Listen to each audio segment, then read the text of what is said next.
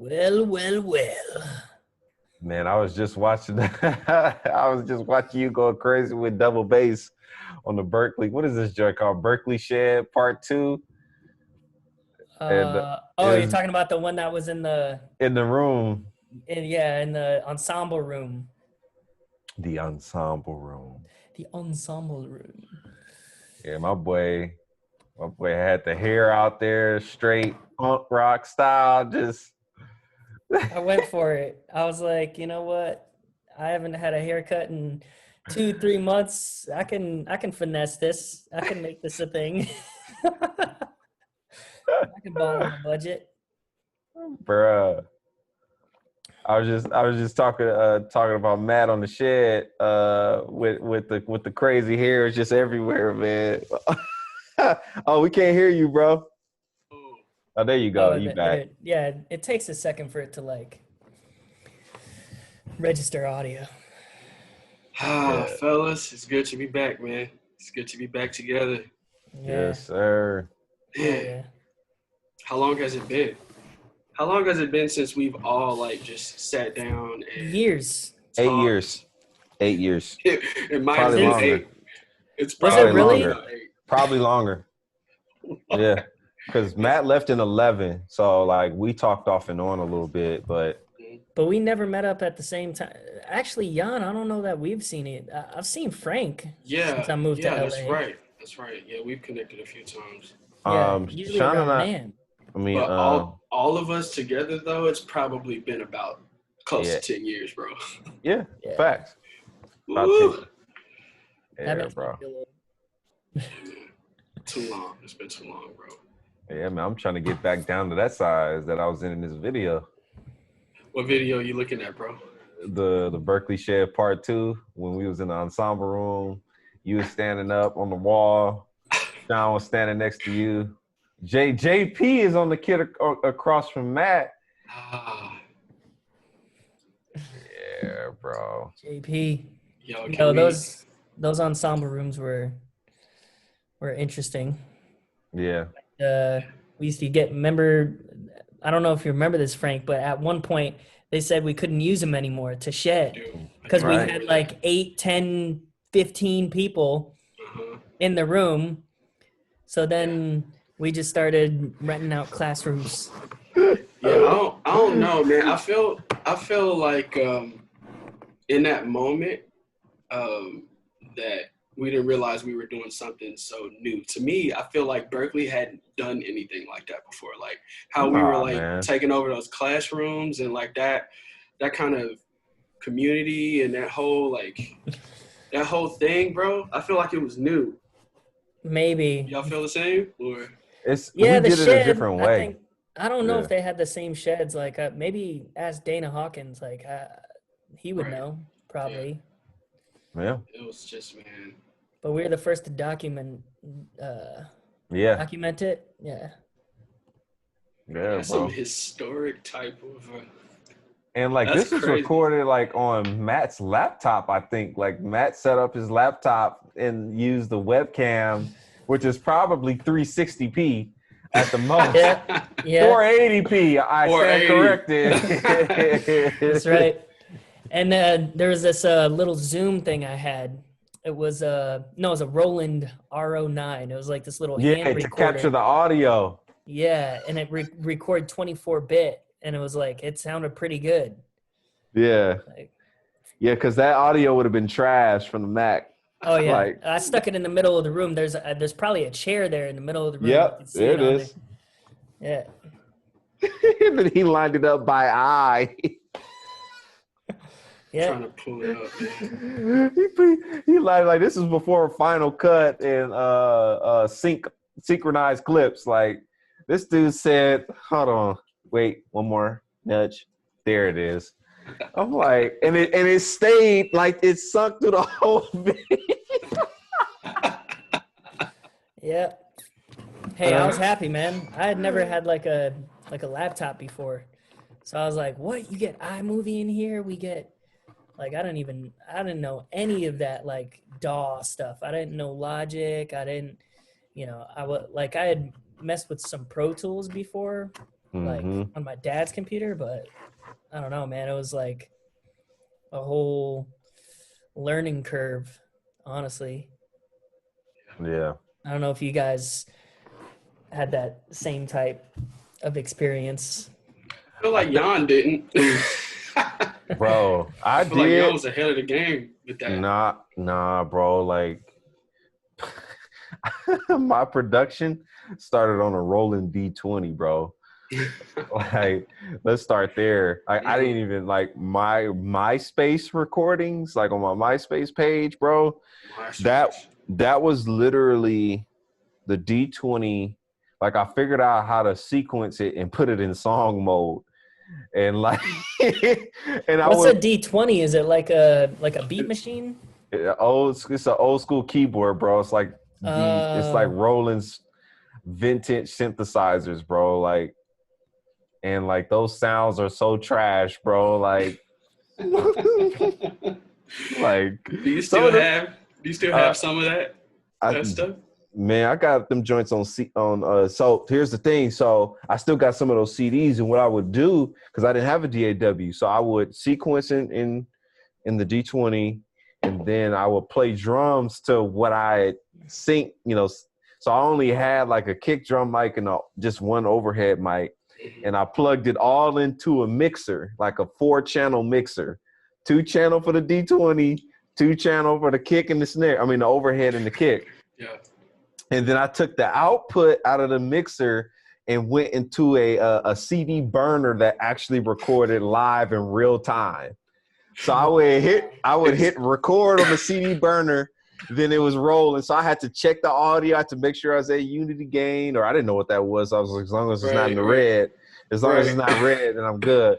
So I would check it, then I would hit record, then set up the D20 next to the drums, like where I could hit play and then come in on the beat. No click, no metronome, just straight playing to the D20, bro.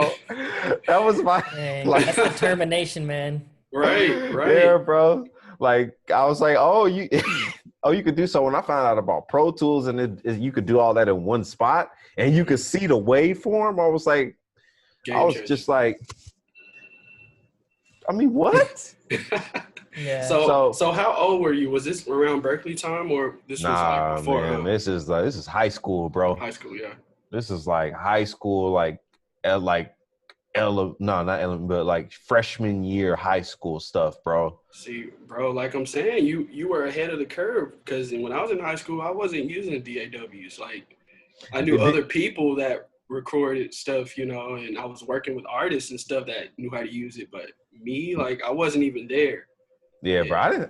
There was no DAW, bro. It was just like what I was doing, because it was what my dad modeled. Like, my dad saw like people using 4-track, recorders at 8-track. So he I wasn't ready for all that then. So he was just like, all you need to do is just use the CD burner, route your audio to just that, and then do that.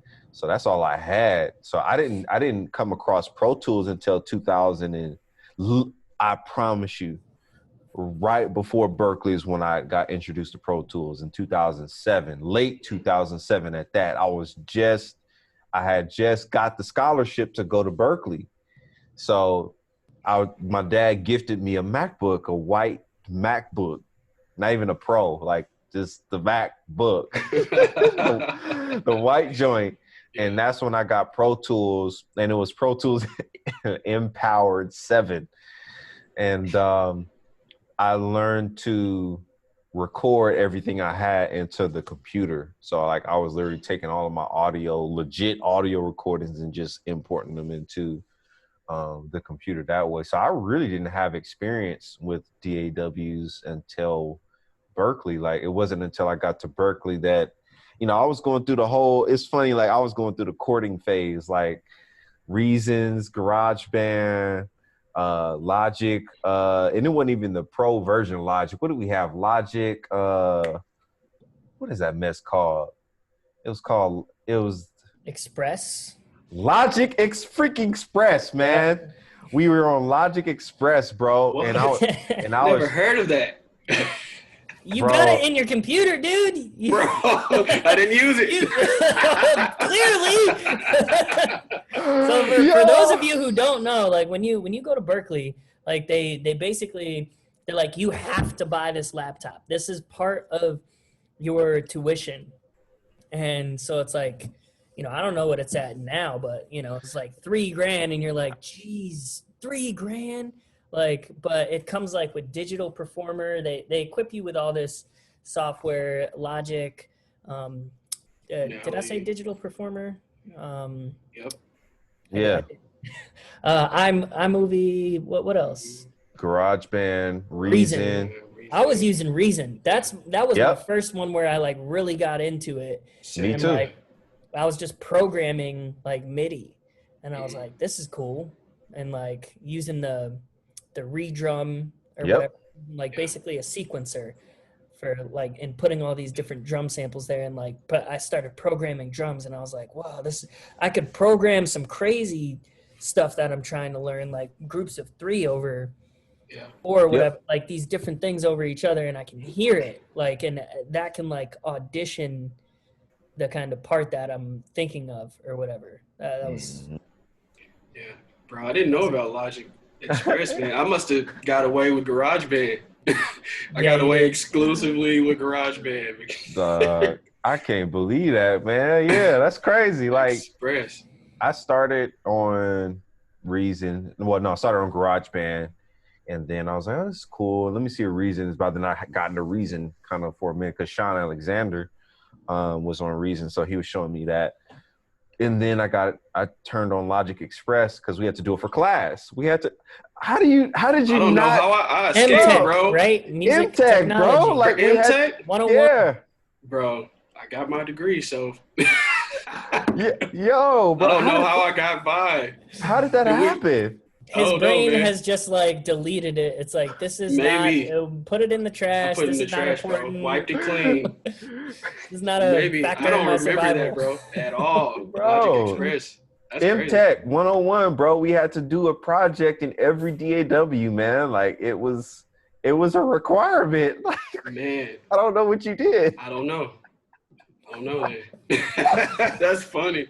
I have no freaking clue. It's like, I know about Logic Express. He's on the drum. His mind is on the drums. That's what's up. hey, bro, I ain't mad at it. So, yeah, after Reason, I got into Logic because we had to do the project. And then that's when I learned how to, like, once I figured out how to quantize, that was it. Like picking sounds, going through the library, recording, hit the button, the red button, stop, hit back, delete to delete or Command Z. This is before I even knew what Command Z was. This is just, I had backspace to delete everything. And so I came across Logic, man. I once I learned how to quantize, I was home. That was it for me. So I've been Logic Pro X ever since. What did you like quantizing? Your the drums and like certain performance. I did it with keys. Like for me, it was like I could do a shitty key performance that just bear it like with 2 fingers, and then I could be like quantized to 16th notes, and it's perfect. And it's like, for me, that was like sick. I get to play to perfectly in time musician. Mm-hmm. Right. Like, yeah. Yep. Work on my timing, Yep. Then for damn sure it's not the player, because it's perfect. It's you. Yeah, for sure. So Matt, what are you using now? Are you a Pro Tools guy or Logic? Pro Tools. I use Pro Tools for basically whenever I do a recording in a studio. At all studios, like any legit studios, using Pro Tools. Right. So like basically I get the session from them, and then I go and comp. And I don't like to really do micro edits where I'm like quantizing my drums. So like basically do comps. So like I go through and I play, like I go through all the playlists, all the different takes that I did, and choose the best parts and compile them together. Yeah. And so that's what I use Pro Tools for. But for everything else, it's like I'm using Logic because that's just I program a lot. You know, I'm like I'm like maybe I'll play some stuff on like some keys back here, but like you know I'm gonna be editing it and working with MIDI. You know, for the most part until I actually go to a legit studio. So.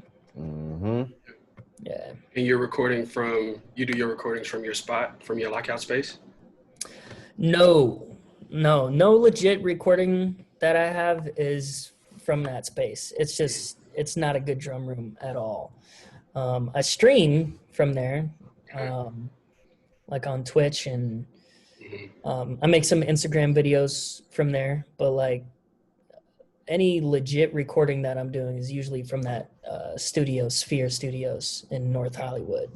Yeah. Yeah, I was telling Matt before you hopped on, y'all, like that drum wall, bro, and like in that, it's so crazy. It's monstrous, so man. It's crazy. I've seen his videos, man. Like the production, like the lighting, the cameras, like all that stuff. Like it's perfect, man. Like it's a perfect space. That's all. Ivan Chopik. He was another Berklee cat. I don't know if you guys ever. That name sounds familiar. Yeah, he was in the metal ensemble with me. Nice, bro. Ensembles, man. Ensembles. Matt, Yaahn, what ensembles were you in? I did. I think they put me in by default the jazz ensemble, of course. And then when I got to pick one, I did the. I think I did the. What did I do? The J Dilla ensemble, gospel choir, of course. I remember that, bro. I remember the Dilla one. That was crazy. Yeah. Is there a video for that? I think there's a video. It's on my page, bro. Like it's super low quality. It's like a couple of seconds of it, but I'm gonna go, dude. You got me going crazy, man. Now I want to go find it. Yeah, go find it, man. Are we set up to watch these videos? And I could send them to Matt since he's the moderator. Yeah. Moderator. Yeah. Moderator. Yeah, bro. Yeah. That'd be dope, man. Like, I always wanted to be in gospel ensemble. I tried, but you know, it just wasn't there. I just wasn't ready. Man, you know what? For me, I didn't have all the experience playing in church. You know. Yeah. You might as well have been with this guy. We'll get more into that hopefully. Yeah, I remember the first time, bro. I met Matt. I think I met you through Cam. Remember Cam Fletcher? Yep, from Connecticut. I think that was the first time we met, bro. Like in that double drum room. And I don't even think we like spoke verbally. Like first thing we did was we just sat down and played, bro. And you just started playing something crazy. And from that moment on, I was like, bro, respect from the very beginning. Damn. From the very beginning. I was kind of shocked. Like when I first came to Berklee, like I didn't have I don't look at my plan and go like, yeah, I'm like stoked. Like for when I first got there, I'm like, I didn't have groove I didn't have like a sound. Like I was just like, I had chops. Like I had patterns. I knew how to play Latin rhythms. I knew how to swing, but was I really swinging? You know, was I really grooving? Like it just wasn't like a level of maturity. I would not mature, man. I feel like, but you guys both had a very mature sound. As soon as you hit Berklee. I think for me, man, growing up in Memphis and playing with a lot of the older guys in church and recording from a young age too was probably a big deal for me. Well, no, not probably, but for sure. Like my first recording was actually with Mono. Like we were like 17. Mono Neon? Yeah. Yeah. Playing in church, man, doing those gospel recordings. So like a lot of the older guys like that were producing those records at the time were very like hardcore about, you know, just your groove, your parts, playing with the MPC, you know. So doing that from a very young age, man, was like it just made me more seasoned, I guess. Oh yeah. From the jump. But Yeah. I feel like I didn't have that facility that you had though. Like just your creative facility and execution from the very beginning was like really incredible. Yeah, I agree. It was incredible. I think you guys are misspeaking on it. I think you guys are misremembering, but you know, I appreciate it. Oh man, because I feel like Yaahn also had that too with his with like his marching background. Yo, he was on the first for people that don't know, he was on the first Gospel Chops. Right, man. Right. Yes, and he was tearing it up on. How old were you? 16 on there? 14, man. 14. 14. The triple backbeat. What? So hold on. But the DVD, how old were you in the DVD? The DVD, I was about 15 and a half, 16 something. Yeah, 15 dude. and a half. Yeah, You had How a was lot that, of bro? you had a lot of patterns that you just like super clean. Like Frank was Clean. saying, like your marching band background, clean. super clean, and you were able to like you were doing cheese and chutta choo choos. yeah, they call them, bro. All those crazy hybrids. Man, and the funny part is like the Shed joint, the DVD, that was still before marching band, so that was just straight raw, just gospel playing in church. You know, but like those dudes were in there like playing some very crazy stuff, like even like before the cameras were recording. Just like we were all, and I think one of the videos actually came out where we were in a back room, and Tony Royster was like literally just playing like some next level like single stuff and like single and bass drum stuff, and then I got on after him, and I was doing like a basic 6/8 groove. So he comes on, he's like, yeah, that was dope, kid. He gets on the drums and plays it like a million times faster, and then goes back to proceed to do the single stuff. And I'm like, my mind was blown, and like in every possible way. But it was a phenomenal experience, man. Like being around like heavy, I would say mature drummers, even for them, like, you know, heavy mature drummers, like at a very young age, and like getting my butt handed to me, like, you know, expedition, like just, man, high class getting the butt kicking. Like, just a lot of people would pay for that experience to get their asses whooped by Eric Moore, Thomas Pridgen, Tony Royster, Jeremy Haynes, bro. All Jeremy of Haynes, man. Yeah, dog. Like that was now some of it was home for me. Like Thomas is home base, Eric is home base. But Bay Area, right? Thomas is Bay Area. Yeah, Eric is Bay Area. Stockton or Stockton. Yeah. Is that Bay Area? Kinda. No, we don't claim Stockton. We don't claim Stockton, but I still call them Bay Area because like we all were like in Richmond. All of our paths collided in Richmond in my dad's church. And they like at some point they were on staff playing drums there. Or if not, they just came through and played for a few weeks, and I sat up under them and watched them for a very long time. So like I had like I always say that like in my like people ask me, you know, like about drums and stuff. I'm like, the thing is I only emulated what I saw. I only saw Thomas going off like that. I only saw Eric doing what he was doing.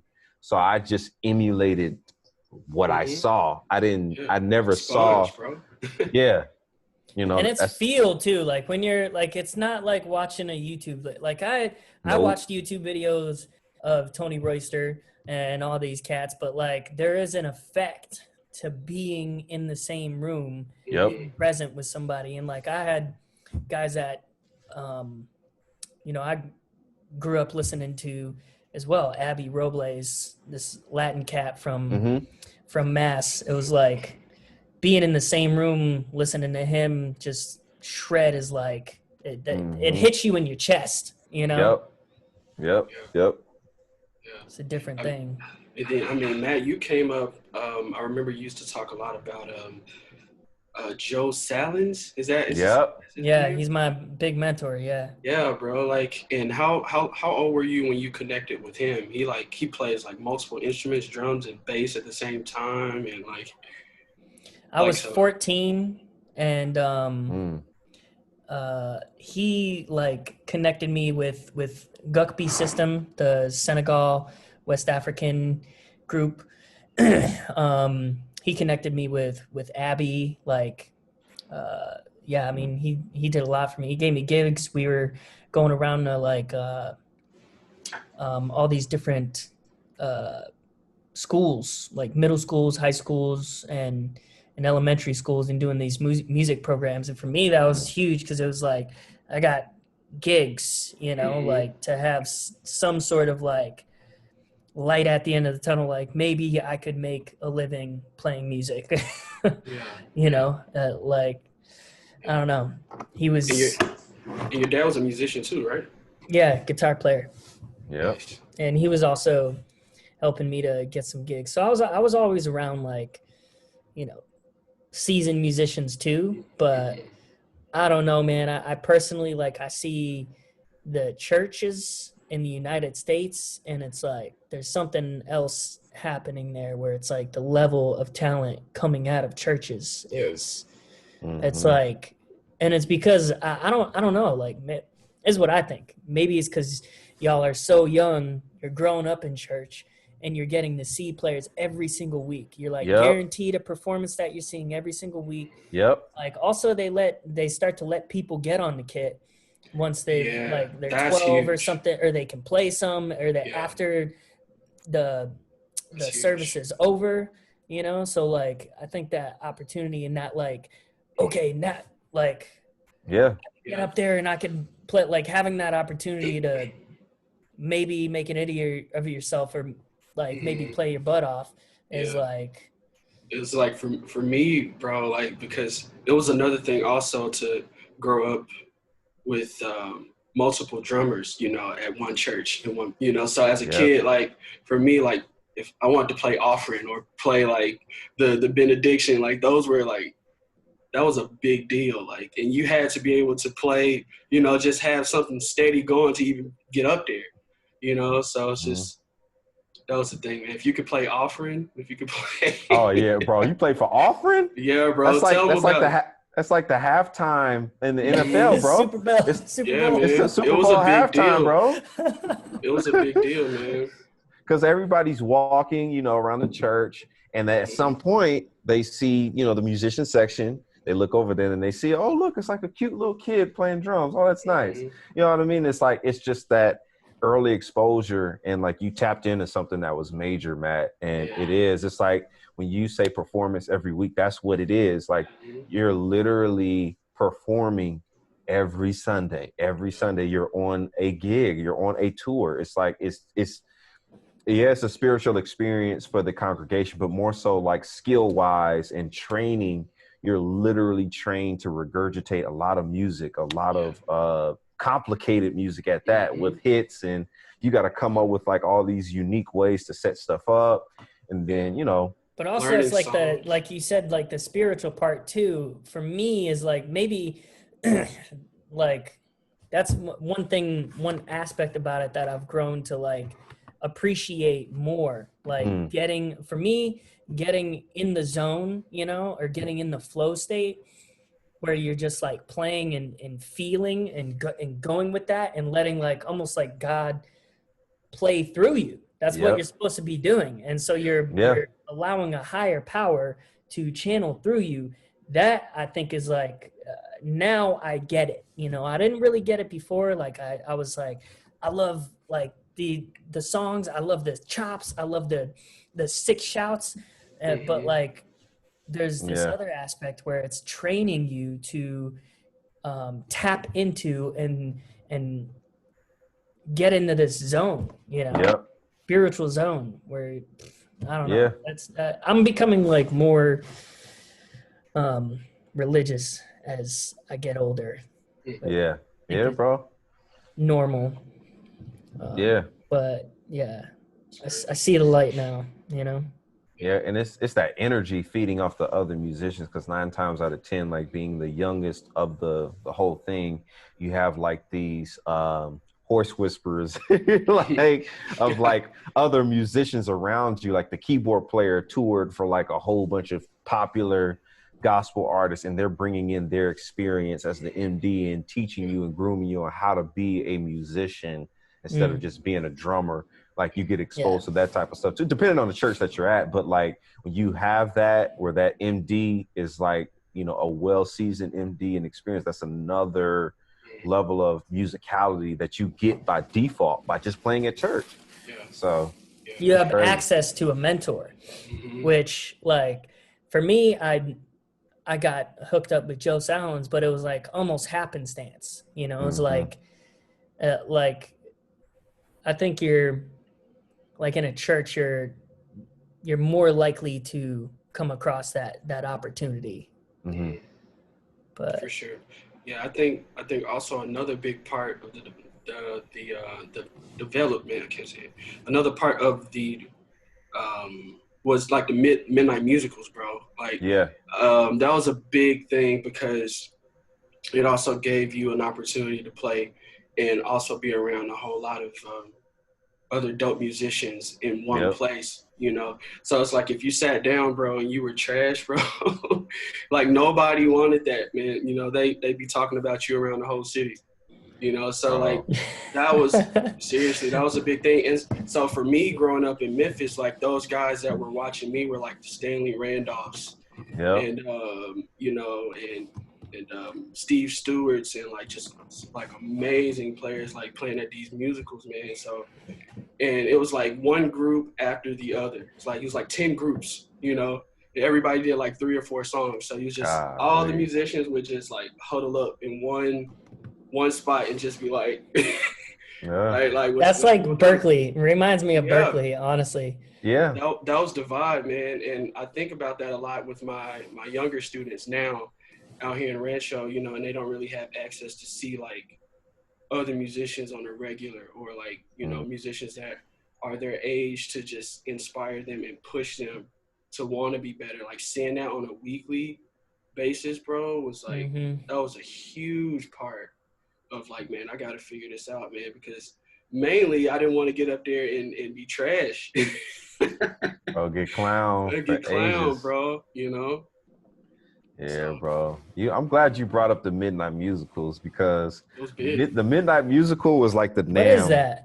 What is that? I don't even know what that is. Basically, so we have a watch night service, basically, like getting ready to bring in the new year, New Year's Eve. So you have the regular service. Then after that service, you count down, Happy New Year, thank God, stuff like that. Give it about an hour, then the midnight musical starts.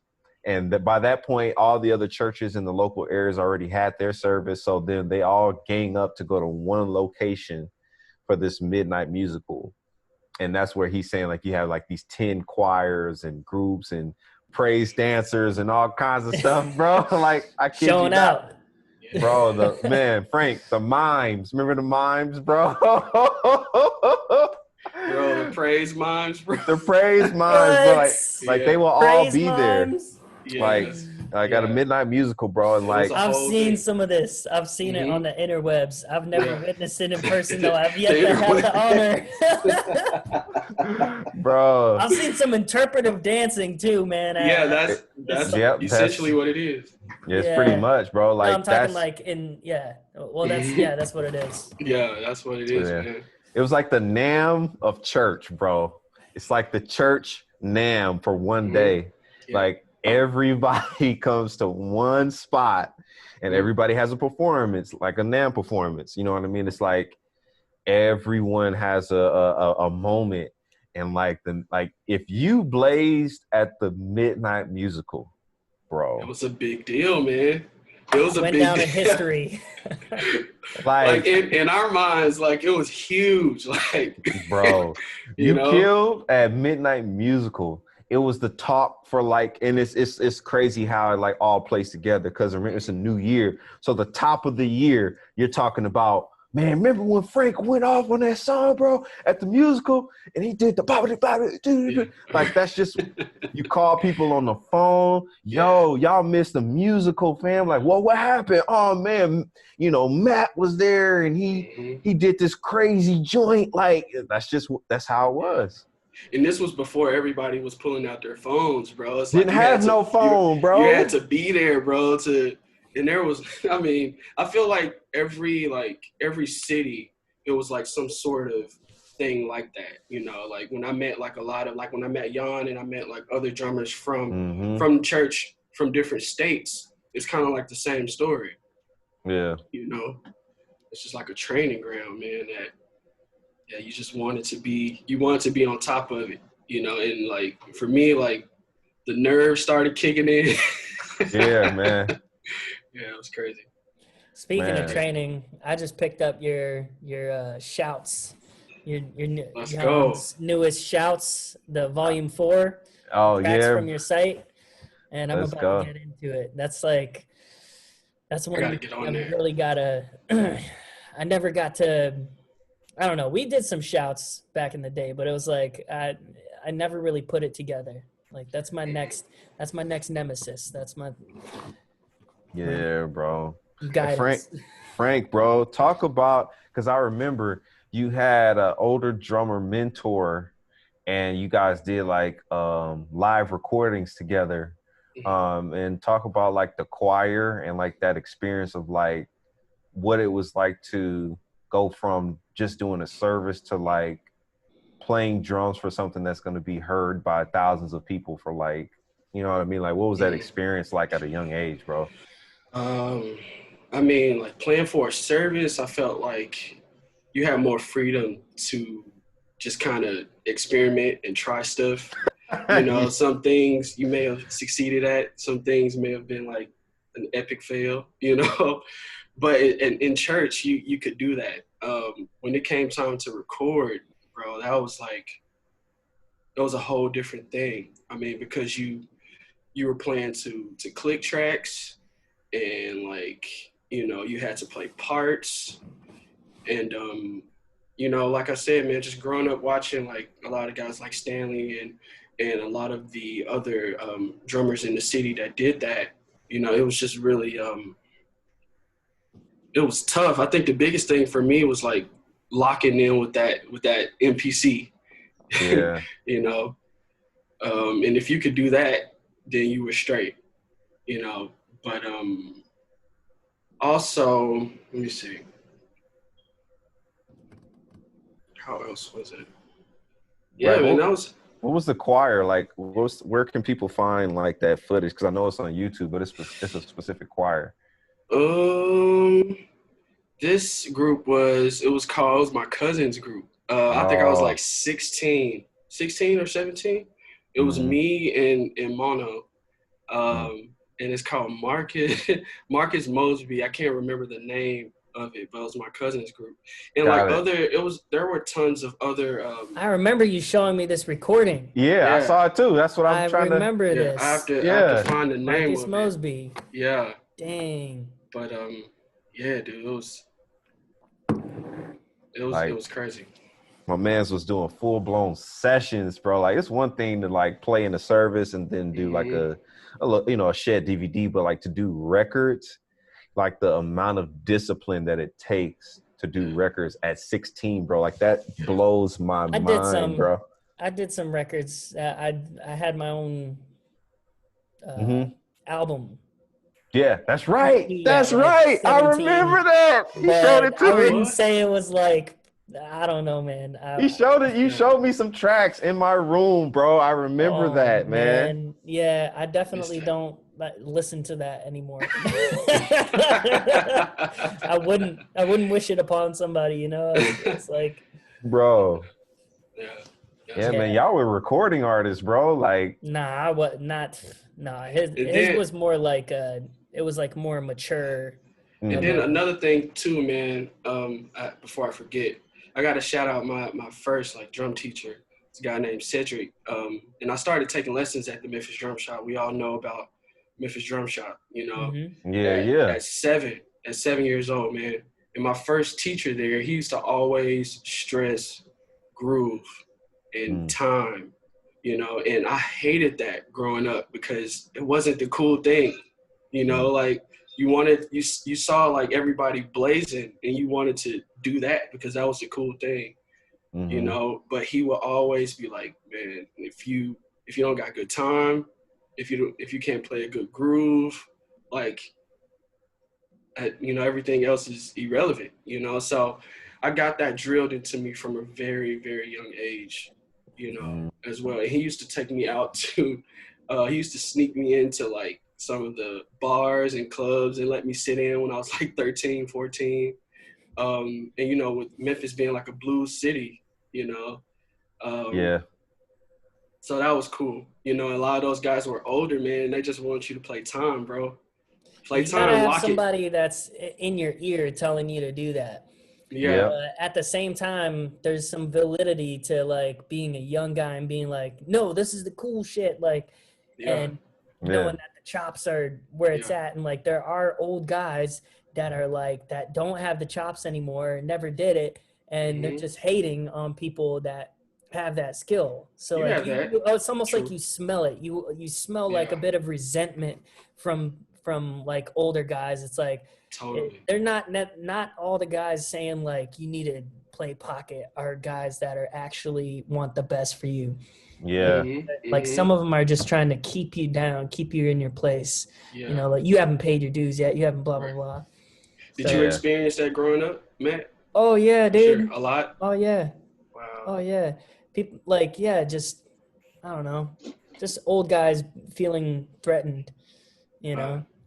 And it's like, I mean, my playing wasn't together in my teenage years where it was like, I'm ready to tour or whatever. But I mean, there was some stuff that I was playing like chops wise that they didn't have. And sometimes it's like, you know, you got this, if someone could hire some kid that has some chops and his groove isn't quite there, but it might look better, you know, it's like, I think that's what. Yeah, I can see that. Even though they were veterans, you know. Did you experience that, Yaahn? I didn't experience it that way. My mentor, Carl Mason, shout out to Carl, man. Like he introduced me to like who Calvin Rogers was and that whole style of playing in the first place. Like my parents were into like the real CCM, Christian contemporary music. Ron Canoli and Don Moen, like that's what they were doing. So when Carl came to the church as the minister of music, he brought in Larry Trotter, your Chicago style type drumming and music and like all this other urban gospel stuff.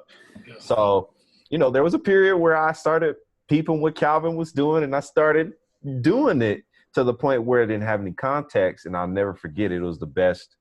It was the best embarrassment I could have ever gotten in my life. And we were in choir rehearsal and he literally took every single drum away from me except the snare, hi-hat, and the kick drum. He's like, play pocket. Yeah, that was me, like, bro. he was just like, you're not listening to the whole context of what Calvin is doing. Calvin is playing the song for like 80% of all these records. Yes. That small little 20 is him just setting up stuff. Yeah. But then this is the old Calvin. Strategically placed. Yeah. Right. Yeah. And this is the old school Calvin. Like this isn't the Marvin Sapp Calvin, Thirsty and all that, bro. Like this is like the grooving Calvin, the 92, 93, Ricky Dillard, all that type stuff. You know, like, so I was picking up those chops. So he took all the drums away and I was like, all right, fine. You know, everybody laughed and stuff. And I shed a little tear, but like I understood what he was trying to do, because if he didn't think I could do it, he wouldn't have introduced me to that type of playing in the first place.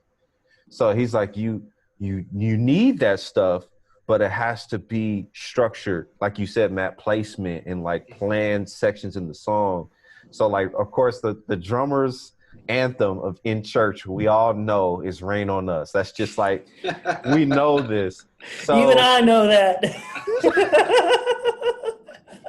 like John P. Key. Yeah. So like he purposely, like what he did in contrast to that was he was like, okay, let me put the drum other pieces back. You know how to groove now. So, and he suggested, let's do Raid on Us. And that was my moment to like regurgitate, pocket through the whole song.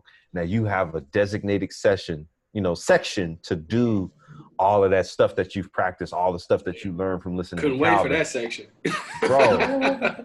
But what it did, it taught me how to like really solo in the context of a song, because I had that strong discipline. So I didn't go off on the first Rain on Us. Like it taught me to like, I can groove for a little bit, take my time. And then maybe on the third round, I start introducing triplets. Yeah, you had somewhere to go. Exactly, bro. So it wasn't to my demise out of spite or anything, but it felt like it in the moment. Well, that's the difference between a mentor and just a hater, somebody that's older than you. Yeah, and that's a hater. Like I wasn't speaking on like, mentors of mine. I was speaking on like just when you go to a jam session and there's like 20 other guys there and they're trying to get gigs, and they're all 30, 40, and you're 15 or 16. How do you even get admitted into this bar? Yeah. Yeah, I see what you're saying. Yeah, bro. I had a good teacher. His name was Jim Thorne. He was teaching me how to read. He's like, you got a lot of chops, man. Like, do you know how to like transcribe what you're playing? And it's like, I thought about it. I was like, no, I don't. He was like, bro, like, let me show you the way. Let me show you how to transcribe this stuff. Let me show you what you're doing, what it looks like. And when I saw it on paper, like he had me do like a 2-bar little fill. And he showed me like, what it looked like on the staff with all the drum parts on the staff of what that looks like with the cymbal placement and the toms and all that. I was like, that's a lot of notes. He was like, that's what you're playing. You have to be able to know what you're doing so you can communicate it to another drummer in a way that they can understand. They may not be able to pick up by eye and ear a crazy lick, but if they see it, oh, okay. Yeah, ba do do da do do do boom boom. Oh, I can do that. So I had to shout out Jim Thorne because I couldn't leave him out. Like talking about paying homage and stuff. Shout out to Jim. He's fire. It's also like for your own sake, like you can see like, oh, I'm playing all this whole mess, like, and also like for me, like reading, there's a period where like from like 15 or 16. I was told you got to be able to read. You never know if you're going to get a gig reading. That didn't happen. I had like 1 or 2 gigs where I read.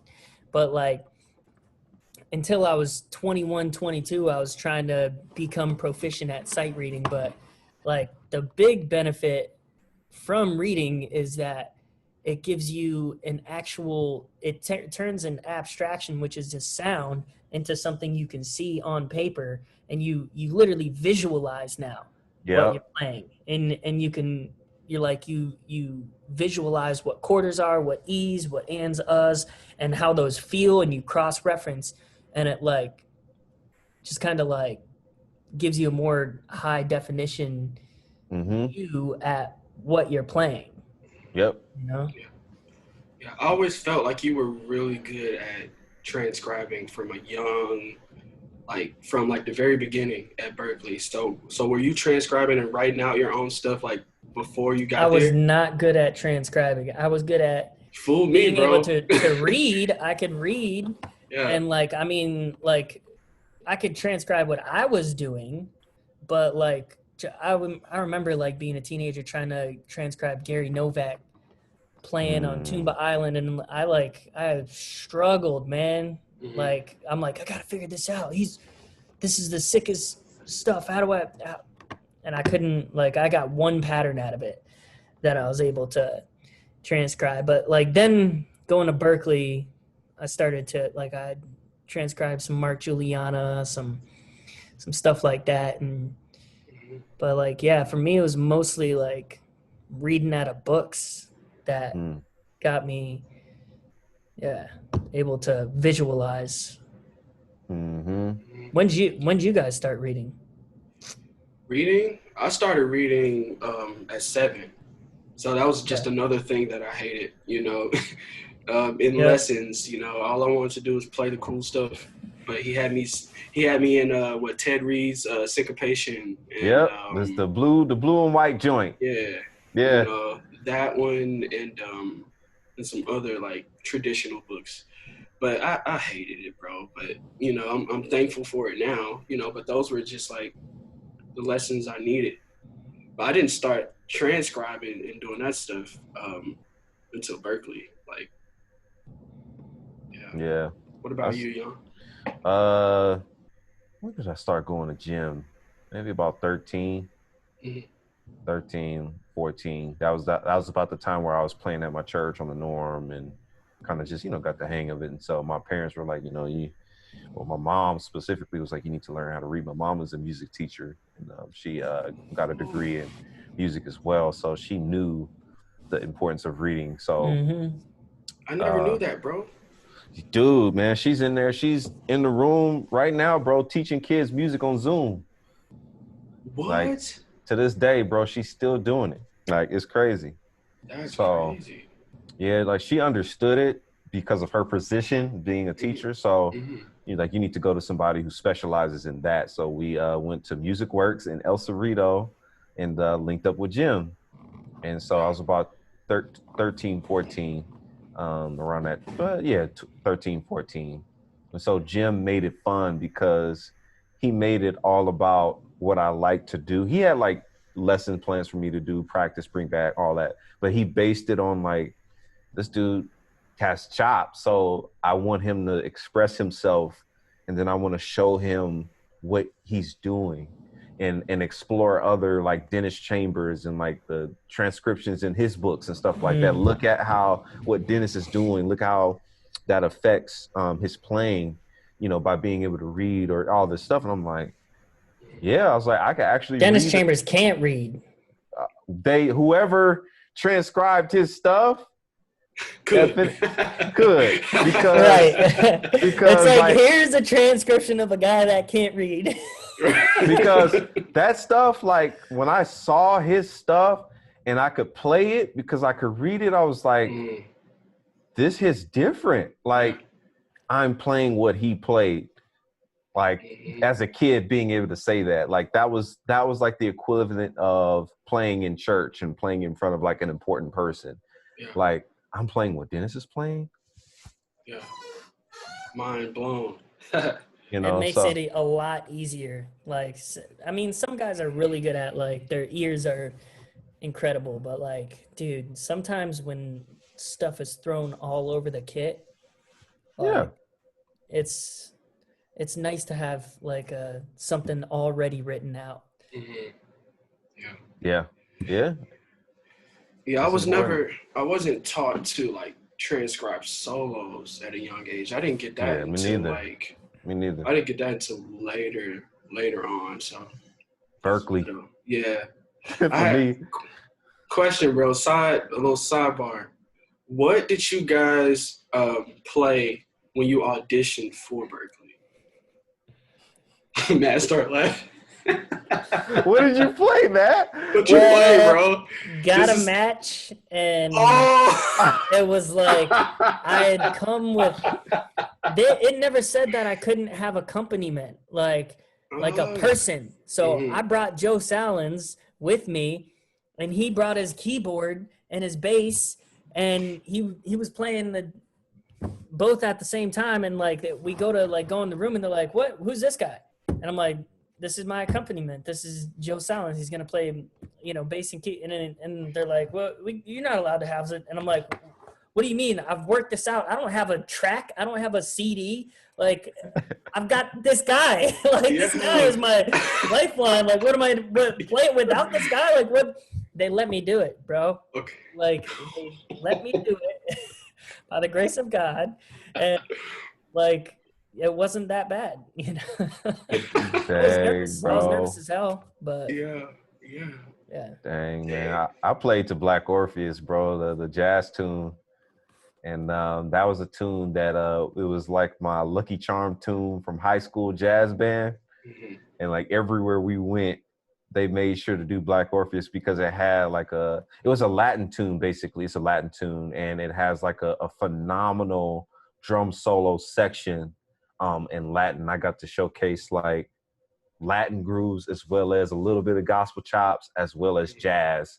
Like it was completely okay to do backbeat type licks and chops because of, in Latin, you could, Tony Williams, say less. So, I got to have that experience, that experience.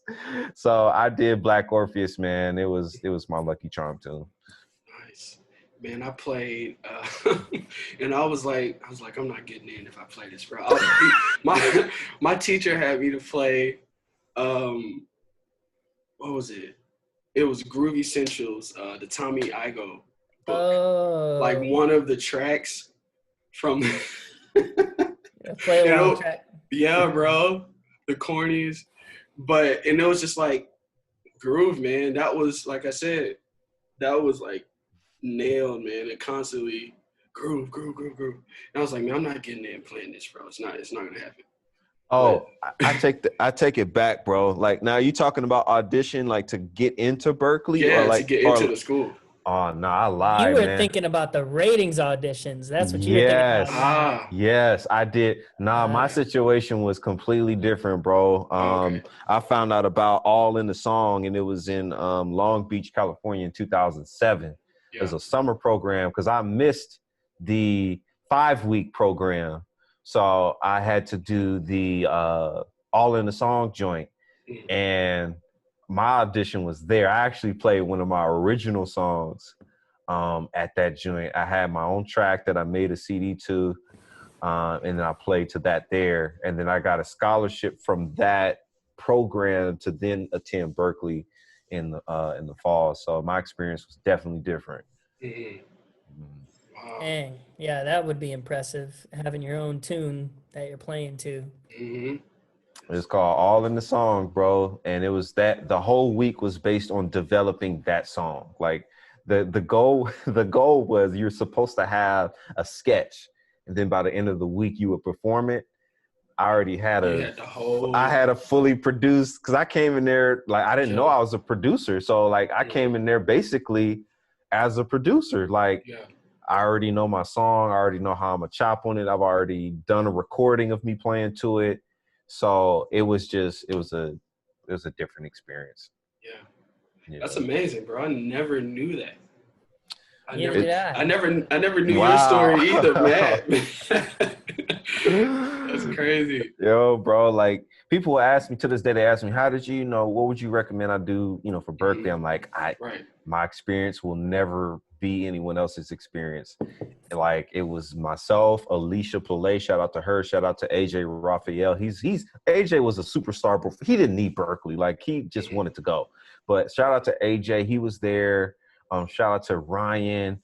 And it's one more drummer. I think Isaac Hasselcorn. Shout out to Isaac. Like, these cats were just like superstars.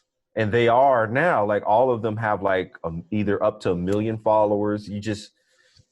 And most of them didn't even attend Berklee. They just did the program. They got like $10,000 scholarships, went for a semester, then that was it. Yeah. So like, it was an honor to be in the presence of those other people. Like, it was just, man. It was crazy. Dang. Yeah, bro. Man, how did we all connect? Do you guys remember? Because I don't. I do. So I met you.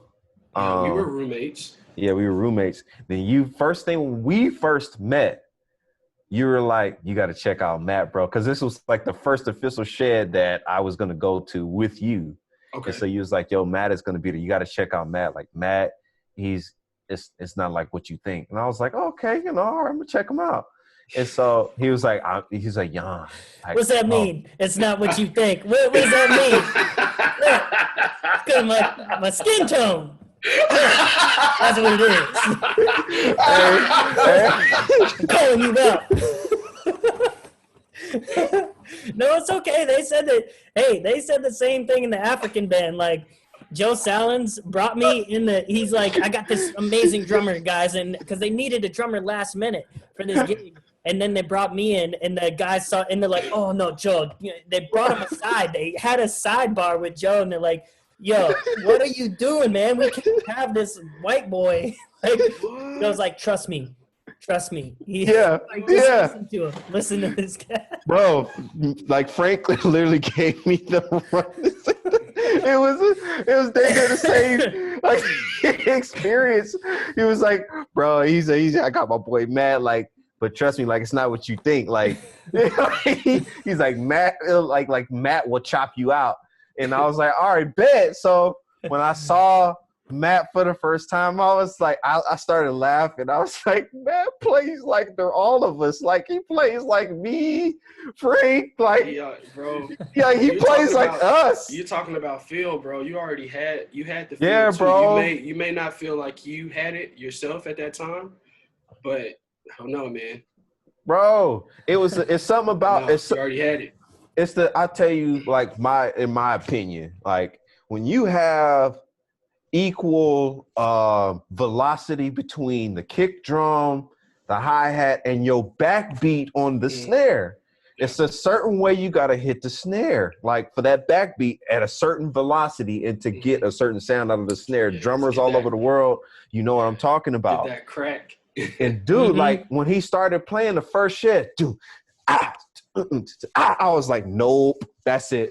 Yep. Nope. He got it. He got it. Like chop, like, and then when I found out, when I saw him chop, it was just the icing on the cake. But the fact that he literally sat up and just I'm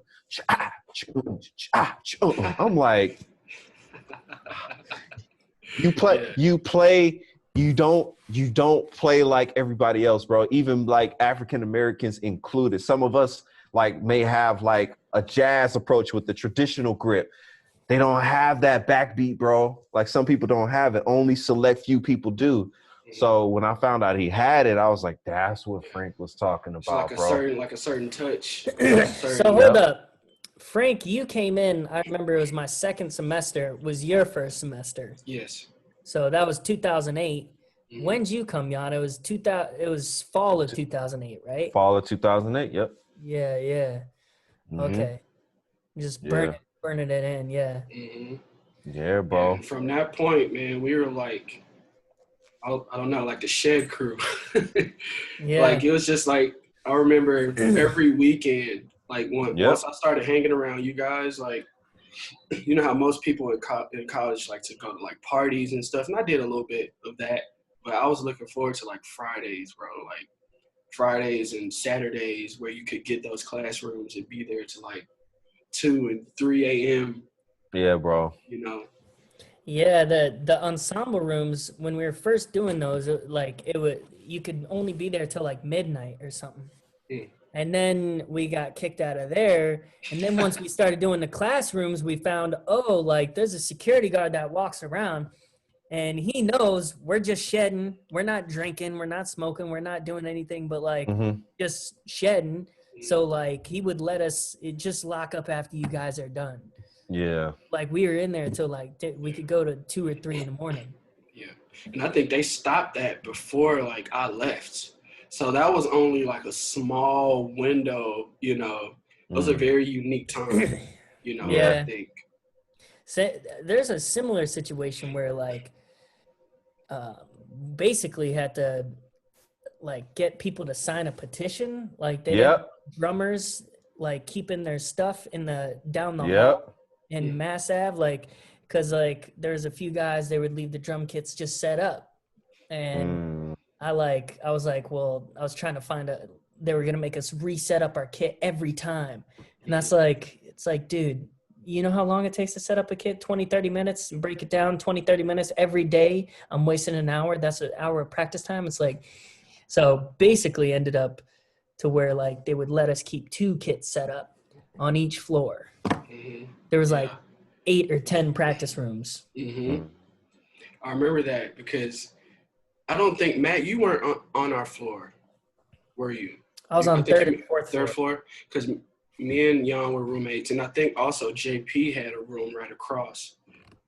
You know, But, Yeah.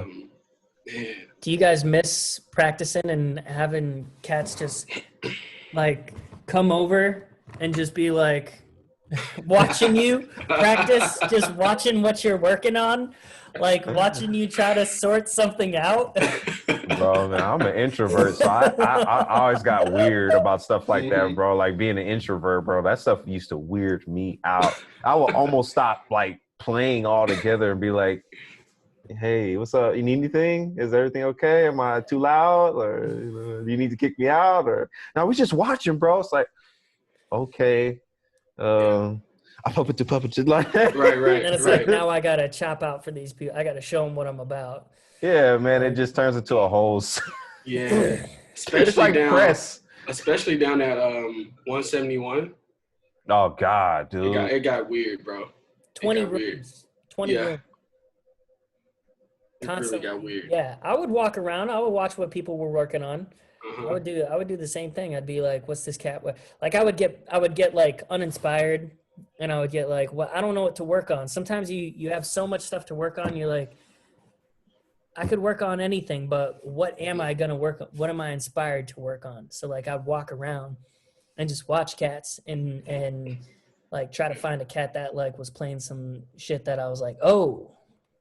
That's cool. Like I need to work on my jazz stuff. I need to work on my Latin stuff or whatever. Yeah, that was one thing I really respected about you, bro, is that you took your practice time very, very seriously. Yep. Like you were focused, bro, when you practiced. Yep. You know, and I always admired that. Like you like 8 hours, bro. You it'd be like I work this, that, I gotta work this, I gotta work that. It's like, bro, crazy. Like, like just seeing you. I had to catch up with you fools.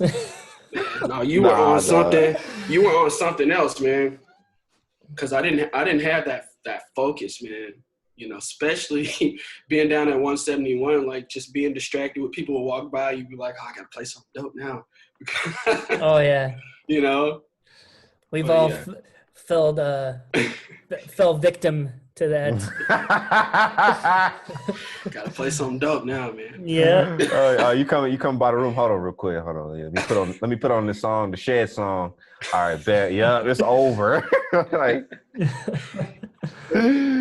yeah, bro. Y'all crazy. That was good times, man. Good times. It was empty as hell Friday night. Every Friday night, that practice room was me and maybe another dude or two. But every Friday night, people were out partying. Not me. Well, until we started shedding together, because I would always see you, like when I saw like how you were locked in. It was when we had those practice rooms on the floors in the dorms. That's when I would stop by and I see you like working on like some crazy transcription or something. But yeah, when we got together for those rooms, bro, those classrooms. Yep. Like, it was lit. It was it. That was it, bro. Y'all remember Zach Nasita? I was just about to bring him up, bro. Yes. Yeah, bro. He's the first cat that was like that I encountered that like in person that was playing like groups of 5 and 7 and 3 and stuff, like over to where he would be like changing, like he would play the 5 and 16ths and then he would play it in triplets in the same pattern and like change at certain, like he would keep fucking with it. Like he was his phrasing was like he's definitely slept on, man. I think he birthed Oh, go ahead, Frank. Go for it. No, that was it. That's all I had to say. He was definitely slept on. Yeah, bro. I felt like he birthed the metric modulation that me and Matt got on. Like after watching him, we started like, so let me take the diddles off the snare and put it on the hi-hat and lead with the accented notes on the right hand and put the diddles and then start to manipulate the triplets and with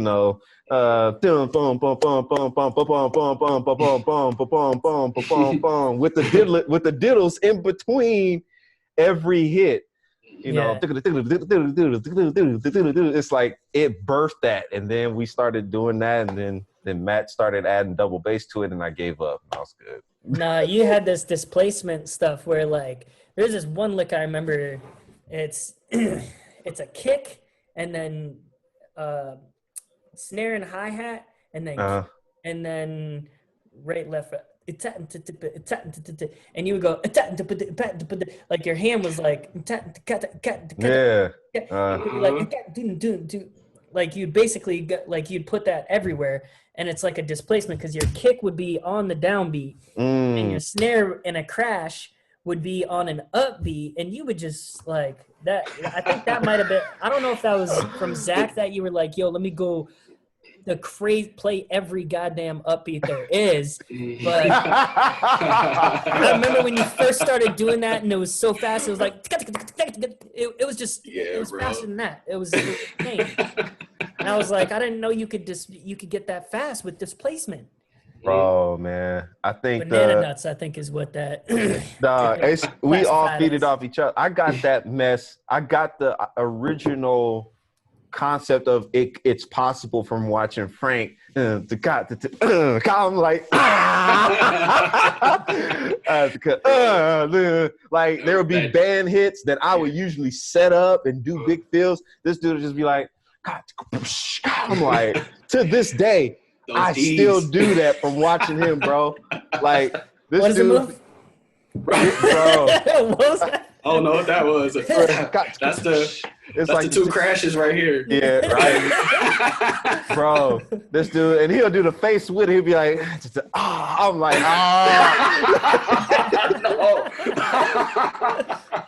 I was like, so it's possible. So like, it was like we all fed off each other, bro. Like watching Frank, watching Zach, watching you, Matt, like how you messed around with like metric modulation, how we both were exploring it around that same time, or that's what it felt like, like, and we all just played off each other. So I wish Sean was here, bro, because he remembers that moment. Like there was a moment in a shed, Matt was going off. Like it was just, Matt was just playing all kind of fast, crazy stuff, double bass stuff.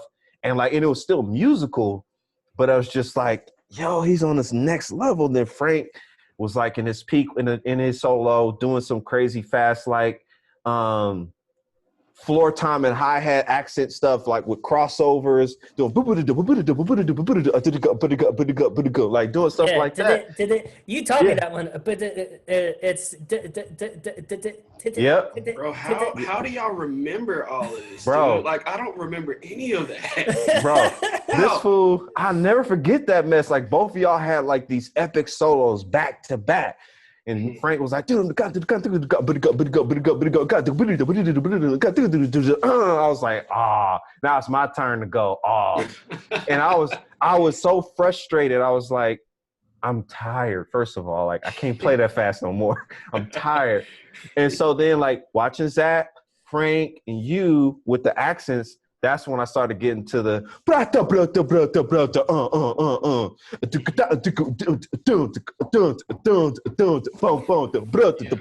and then y'all are like, what is this nigga on? I'm like, I'm tired of playing like that. I'm like, I can't take it no more. Like I'm tired. And it literally it birthed a whole new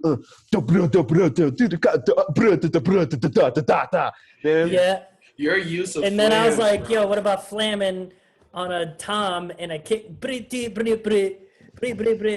like, but I think you had the fat, like you had the crash in the floor tom, like flame. Yeah. I don't know. Yeah, bro. We went through a phase where we are gonna flam the mess out everything on the kit. That was the goal. But you had to up it, bro, because you started flamming with the kick, with the double pedal. The double kick. That I do remember. And I was like, man, that's just not fair. Like, no, it's fair. You guys are. It's totally fair. I remember that lick too. Matt was like, flata, flata, flata, flata. Right, I was like, exactly, bro. When he would isolate the kick, I was just like, come on. I only got 1 foot, man. How? How is that even possible? It was just like I was mind effed, bro, because I was like, you can play the kick like a snare, like exactly.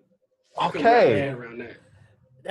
It's something that like I don't even hear on like metal recordings or anything. Like it's like well, actually on a lot of metal stuff, like it's like cats when they use double bass. I don't know for what maybe it's because stuff's programmed, but I don't hear a lot of flams in general. But I don't hear people flamming. That's what I want to do. I want to have a song that has like like just something where it's like some flams on the kick, you know? Yeah, bro.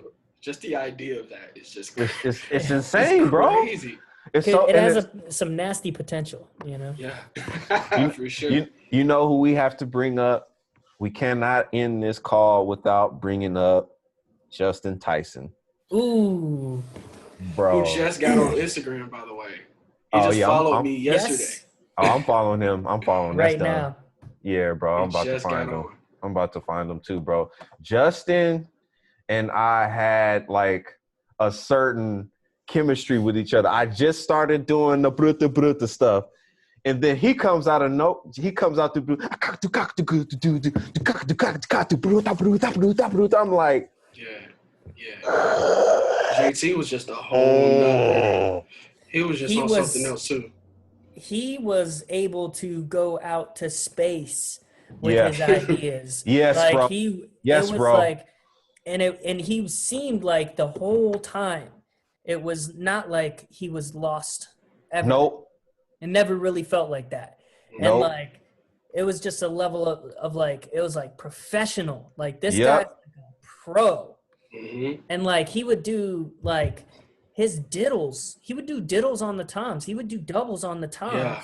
But in between like all sorts of, and it's like, how is he getting that much velocity out of doubles? Yeah, that was what I remember from JT. Like the way he was able to get those clean doubles from the floor tom blew my mind. Yeah, dude. Blew my mind, bro. Way ahead of his time. And the power, bro. The power he had was crazy. Like you typically see guys that have power and they may not have that touch and finesse. But and I feel like Matt, you're the same way. Like to marry that energy of power and touch and technique and finesse at the same time, bro, is like like Tony Williams status, you know? Yeah, bro. He inspired me to like be finessed as hell, like and powerful too. But like just the way that the notes are like grouped and the way they sound like it was just so like fat and like smooth and buttery, dude. Yeah. But it was still smacking. He was ahead of his time, bro. He was way. It's drummers are just now comprehending the fact that you can do power doubles on other drums outside of the snare and the hi-hat. Like they're just now discovering, you know, you can do that. Like he literally, when I saw him doing doubles on his left hand off the floor tom, like full blown, and each diddle is like da-da. I'm like, what? Like, and like you said, like he will get lost in his own solo, like just like zone out where you could tell he's like, he's not even in the room anymore. He's somewhere else. By the time he's done, it's like, well, guys, I say in one, I say in all. Watch, pray, live holy. That's how it made you feel. Right. Yeah, his internal clock, bro, was next level. And he really played odd meter stuff really well too. Yeah. You could feel it. This 9 that him and DJ Ginyard from the Gospel Chops thing. Yeah. So for everybody, me and Frank were on Gospel Chops together. Justin Tyson was on there. DJ too. He was on the Berklee Chops thing. But yeah, Justin Tyson was a beast. Still is. Shout out to him, man. I also saw he's just he's playing for Now vs. Now. Yeah, he's gonna be a modern drummer too, which is super sick. Yeah, bro. He was rocking with Glasper Tough for a minute too. I think he is still. He's still with Glasper. Yeah, I've seen the footage, bro. There's a project, R plus R equals now, that is Robert Glasper, Terrace Martin, I think Christian Scott maybe, or the whole the LA gang, y'all know.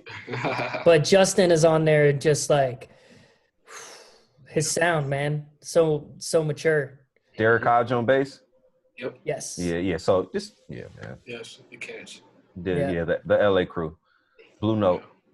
Yeah, man, he's and especially like with him playing with Robert, man, and Robert playing with, guys that have like such a unique sound, like like Chris and he's been able to find his own lane with him, which is, I feel like that could be difficult, and it could have been easy for him to slip into like what Chris was doing, or like trying to channel that same thing, but like he's figured out a way to walk his own path with him, which has also been pretty dope to see. Yeah, bro. He held his own, man, and is holding his own, bro. Like I still have on my Facebook, bro, Justin and I going back and forth at the church, bro.